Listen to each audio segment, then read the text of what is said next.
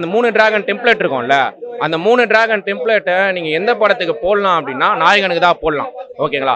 4வதா dragon நீங்க ஒண்ணு போடணும்னா, பி.சி. ஸ்ரீராமுக்கு தான் போடணும். ஓகேங்களா? படத்தோட குவாலிட்டி இது தளபதி பார்த்தேன் நானு. ஓகேங்களா? கிட்டத்தட்ட ஒரே காலகட்டத்தில வந்த படம் தான். தளபதி இவ்வளோ குவாலிட்டியா இல்ல. ஆனா நாயகனோட குவாலிட்டி வந்து வேற லெவல்ண்ணா. இப்போ ஒரு சினிமா எடுத்தா எப்படி இருக்கணுமோ, அந்த குவாலிட்டியே அப்பவே மேட்ச் பண்ணியிருக்காங்க அவங்க. அவ்வளோ குவாலிட்டியா இருந்தது. அந்த கேமரா ஆங்கிள், சரண்யாவும் கமல் சாரும் நடந்து வரும்போது அந்த புறா பறக்கிற சீன்லாம், கமல் சாருக்கு வச்ச ஃப்ரேம் எல்லாம், கண்ணுக்கு மட்டும் வைக்கிற ஃப்ரேமு, இதெல்லாம் ரொம்ப பயங்கரமா இருந்தது. அப்புறம் மியூசிக் 400வது படம் இளையராஜா. இதுக்கு முன்னாடியே அவர் 400 படம் அடிச்சிட்டு இருக்கிறாரு.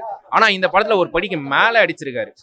இப்ப ரீசெண்டா டியூன்னு ஒரு படம் பார்த்தேன். ஒரே மியூசிக் ஒரே படத்து ஃபுல்லா வருதுன்னு சொல்லி நிறைய பேர் கம்ப்ளைண்ட் பண்ணினாங்க. இதுலயும் ஒரே மியூசிக் தான் படம் ஃபுல்லா வரும். ஆனா எங்கெங்க வரணும்ன்றது இருக்கு. ஆடியன்ஸை விருப்பத்தாம கரெக்டா எந்த சீன்ல எங்க மியூசிக் போட்டா நல்லா இருக்கும் அப்படின்றது.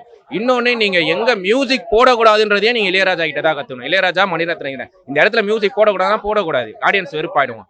அதனால மியூசிக் வந்து எல்லா பாட்டுமே சூப்பர்.